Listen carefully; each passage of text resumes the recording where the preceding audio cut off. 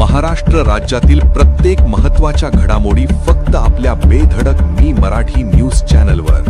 महाराष्ट्राचा बुलंद आवाज.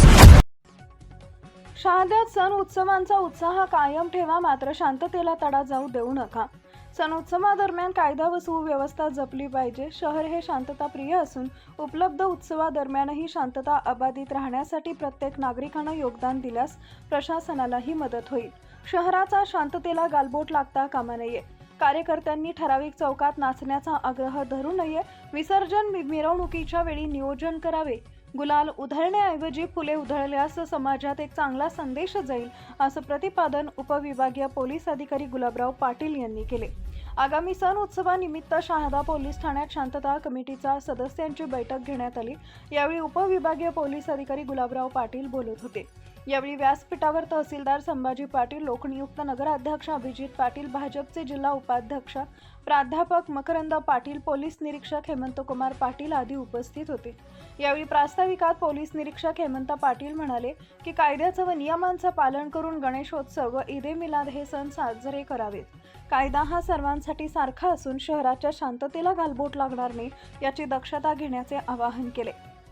नगराध्यक्ष अभिजित पाटील यांनी गणेशोत्सवात नगरपालिका प्रशासनातर्फे सर्व सहकार्य केलं जाईल असं सांगत प्रत्येक मंडळाच्या पदाधिकाऱ्यांनी आपली जबाबदारी व्यवस्थितपणे पार पाडून गणेशोत्सव आनंदाने साजरा करावा असे आवाहन केले. तहसीलदार संभाजी पाटील म्हणाले की शांतता कमिटीचे सदस्य व शहरातील नागरिकांचे सामाजिक सलोखा राखण्यासाठी नेहमीच योगदान राहत असून पुढील सण उत्सवातही प्रशासनास सहकार्य करून सण उत्सव शांततेत साजरा करण्यात यावेत असं सांगितले. यावेळी प्राध्यापक मकरंद पाटील, ईश्वर पाटील, पत्रकार संजय राजपूत, नगरसेवक ज्ञानेश्वर चौधरी, वसीम तेली, ॲडव्होकेट साजिद कुरेशी, प्राध्यापक लियाकत अली सय्यद, रोहन माळी यांनी देखील मनोगत व्यक्त करत सूचना मांडल्या.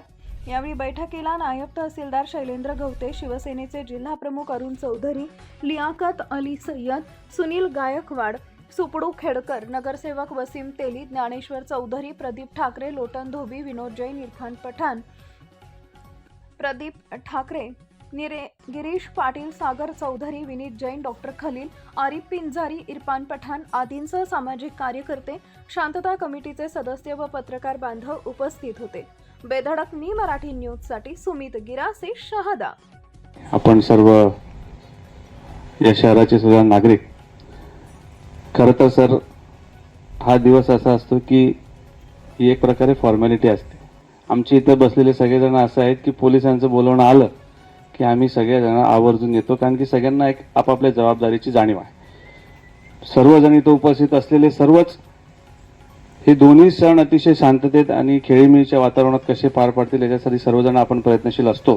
त्यामुळे आपल्या ज्या काही सूचना भविष्यामध्ये असतील त्याचं निश्चितपणाने पालन करण्याची जबाबदारी आमच्या सर्वांची आहेच. परंतु आपल्या सर्वांचं, खास करून पोलीस प्रशासनाचं देखील विशेष आभार या निमित्ताने मला मानायचे आहेत की आपण खूप लवकर यावर्षी प्रक्रिया सुरू केली. बऱ्याच वेळा मग जे सांगितलं त्याप्रमाणे थोडं उशिरा, म्हणजे सणाची तारीख जवळ येते त्याच्या साधारण 2, 4, 5 दिवस आधी आपण ही बैठक लावत असतो, परंतु आपण थोडी लवकर घेतली आणि या निमित्ताने एक शहरामध्ये कायदा आणि सुव्यवस्था लवकर सगळेजण अंमलात आणतील, त्याला फॉलो करतील. पोलिसांच्या सूचना ज्या आहेत किंवा प्रशासनाच्या ज्या सूचना आहेत त्याच्यावर सगळेजण काम करतील अशी आपली भावना आहे. आणि म्हणूनच मी नगरपालिका प्रशासनाच्या वतीने देखील आभार व्यक्त करतो. ज्या नगरपालिकेच्या वतीने सोयीसुविधा उपलब्ध करून द्यायच्या आहेत दोन्ही सणांच्या निमित्ताने, त्याच्यासाठी देखील नगरपालिका प्रशासन सज्ज आहे. आपल्याला सर्वांना आणि सर्व पोलीस प्रशासनांना या निमित्ताने एवढंच आश्वस्त करेन की दोन्ही सण शांततेत पार पडतील. सर्वांनीच सर्व गोष्टी सांगितलेल्या आहेत. सर्व अतिशय जबाबदार लोक या शहरामध्ये आहेत. शांतता प्रस्थापित राहील याच्यासाठीच सर्वजण प्रयत्न करत असतात. परंतु एवढ्या मोठ्या सणामध्ये कोणीतरी उत्साही कार्यकर्ते असतात, त्यांच्याकडनं काही अनावधानाने चुका होतात. त्यांना आम्ही पांघरून घाला असं म्हणणार नाही, परंतु जसं मकरंदबाईंनी सांगितलं त्याप्रमाणे थोडंफार वयाच्या हिशोबाने काही लोक जी चुका करतील, आम्ही प्रयत्नशील असतो. सगळेजण शांततेत पार पाडण्यासाठी सगळे प्रयत्न करतात. तर तो आमचा थोडाफार त्रास आम्ही जेव्हा तुम्हाला देऊ त्याला आम्ही समजून घ्यावं ही देखील आमच्या सर्वांच्या वतीने आपल्याला विनंती करतो. बैठकीसाठी उपस्थित शांतता कमिटीचे सदस्य, आपल्या शहराचे नगराध्यक्ष आदरणीय अभिजित दादा पाटील, आपल्या एसडीपीओ साहेब, आदरणीय एसडीपीओ साहेब, आदरणीय पीआय साहेब, उपस्थित मकरंद पाटील सर आणि उपस्थित पत्रकार बंधू, सर्व सन्माननीय नगरसेवक, मान्यवर आणि उपस्थित सगळं समाज घटकातील जे प्रतिनिधी, सर्व प्रतिनिधी. तर आज शांतता समितीची बैठक आहे.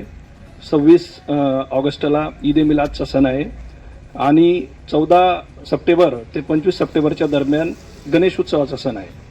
तर त्या दृष्टीने प्रशासनाला कायदा व सुव्यवस्थेची तयारी करण्याच्या दृष्टीने आता कालच म्हणजे शुक्रवारी आदरणीय SP मॅडमांची बैठक झाली आणि सोमवारी आमच्या जिल्हाधिकारी मॅडमांच्या अध्यक्षतेखाली बैठक आहे. तर आता सर्व मान्यवरांनी आपली मतं व्यक्त केली आणि त्यात सांगितलं की शहरात शांतता, सलोखा, बंधुभाव आहे. तर हे फार चांगलं आहे. तर याच्यापूर्वी मी दोंडाईच्याला होतो, तिथे मागच्या ईद ए मिलादला अडचणी झाल्या होत्या आणि गणेश उत्सवात तर आमचा फार मोठा बंदोबस्त असायचा. पण आपल्या गावातले सर्व समाज घटकाचे जे प्रतिनिधी आहेत आणि जे सर्व मान्यवर किंवा हे आहेत त्यांच्यात शांतता सुव्यवस्थेची भावना आहे, ही फार चांगली गोष्ट आहे.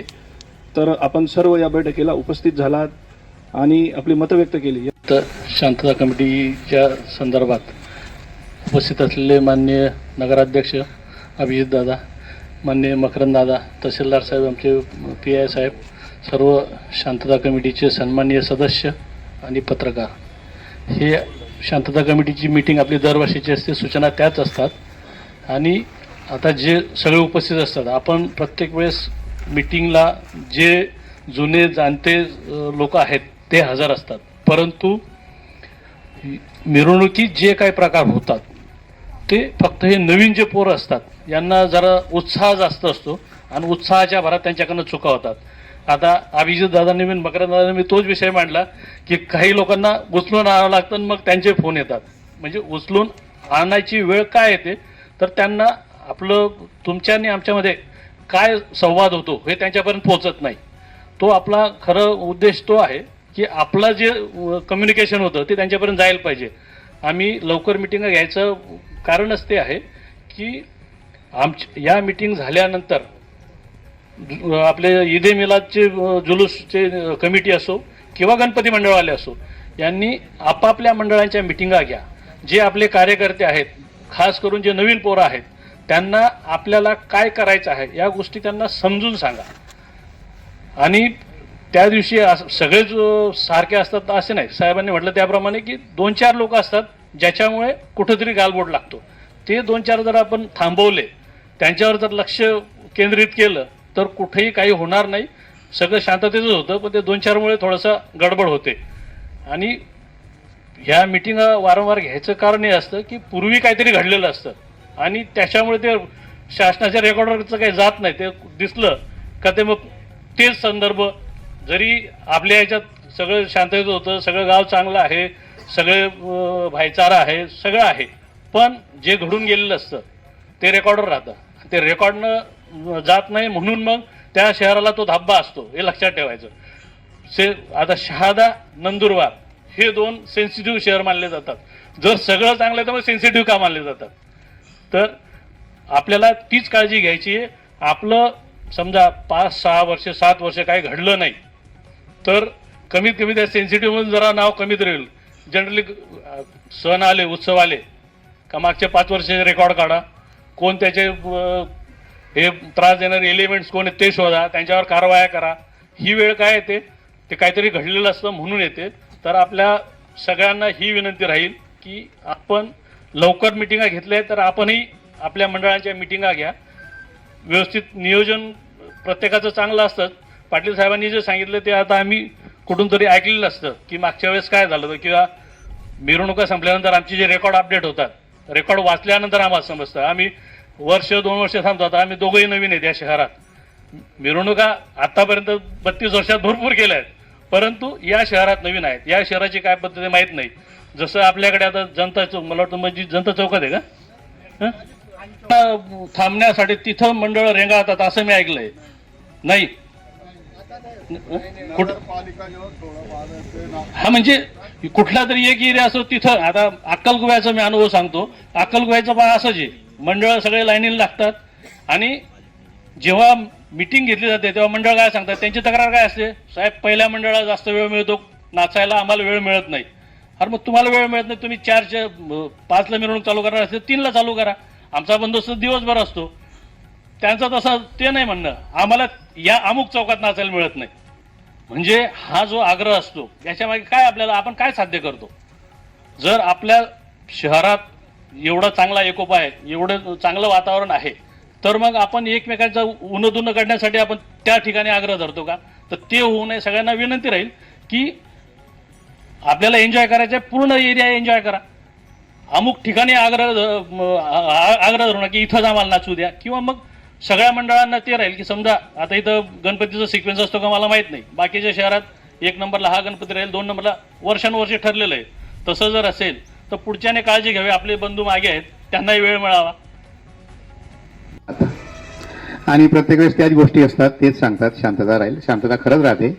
फक्त एकच की आपण जे सांगितलं की जी मिरवणूक निघते, जेवायला जातात लोक, पोरं जातात जेवायला, पण तिथं मिरवणूक थांबत नाही, मिरवणूक पुढं सुरू राहते. आणि मशिदीनंतर काही असे उत्साही कार्यकर्ते असतात की ते प्रत्येक मंडळात नाचतात. त्यामुळे ते मशीद पास झाल्यानंतर ते काही कार्यकर्ते परत मागच्या गणपतीत येतात. त्यामुळे असं वाटतं की तो गणपती सोडून दिला, पण त्या गणपतीचे मूळ कार्यकर्ते असतात किंवा ती टीम असते, तो गणपती शेवटपर्यंत घेऊन जातात. त्यामुळे तसा काही प्रकार होत नाही. आणि दोन्ही सण आनंदाने आणि उत्साहात साजरे होत आले आहेत. त्यात दोन्ही समाजांचे नक्कीच योगदान असतं. कुठेही कोणी त्या बाबतीत करत नाही. आणि कोणी मध्ये कुठल्याही समाजाच्याने कोणी केलं काही गैरकृत्य तर तो समाज त्याला तिथंच समजूत घालतो. आणि आपल्यापर्यंत ते आले तर आम्ही आपल्यापर्यंत येतो सोडून द्या सांगायला. पण समजूत घातल्यानंतर म्हणजे त्या गोष्टी होणारच आहेत की गणपतीमध्ये कोणी दारू पिऊन घेतली, काही भानगड झाली, मग आपलं कोणीतरी उचलून आणतं, मग आम्ही तुम्हाला फोन करतो. तेही सहकार्य आपण करत राहा. कारण तो रात्री मग जोपर्यंत घरी येत नाही तोपर्यंत तो आम्हाला झोपू देत नाही, आम्ही आपल्याला झोपू देत.